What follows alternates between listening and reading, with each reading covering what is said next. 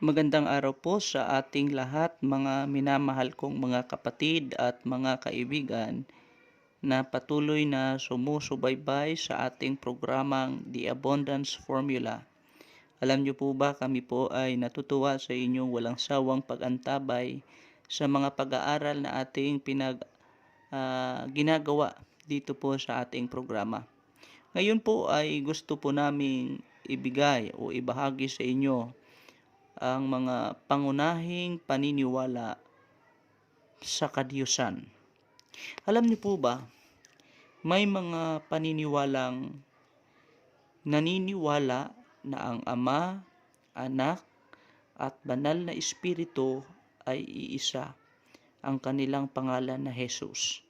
Iisa ang kalagayan, iisang Panginoon, at iisang Diyos na tunay. In other words, si Jesus rin ang Ama at Banal na Espiritu. Oneness ang tawag sa mga taong ganito ang paniniwala. At yung paniniwalang iyan ay atin pong matatawag na the Holy One. Holy One. No? Mayroon din pong naniniwala na ang Ama, Anak, at ang Banal na Espiritu ay iisang Diyos na tunay, ngunit magkaiba ang kanilang persona. Kaya nga po, tinatawag din nila o binabanggit nilang tatlong nagkakaisa. Trinitarian ang tawag sa mga taong ganito ang paniniwala.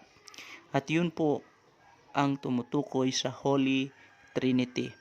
Naniniwala na ang Ama, Anak at ang Banal na Espiritu ay iisang Diyos na tunay, ngunit magkaiba ang kanilang persona.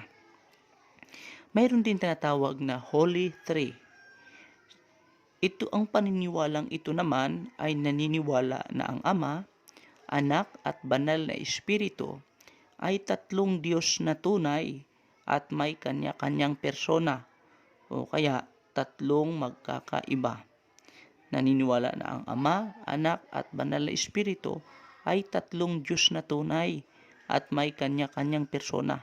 Tinatawag din nila itong tatlong magkakaiba, kasing hawig sa Holy Trinity, ang pagkakaiba lang ay tatlong Diyos na tunay ang pagkakilanlan ng Ama, Anak at Banal na Espiritu. Maraming salamat po. Yan po muna ang aming pong ibabahagi sa inyo sa mga oras na ito. Pagpalain po tayo ng ating Panginoong Diyos sa ating patuloy na pag-aaral ng Kanyang mga salita.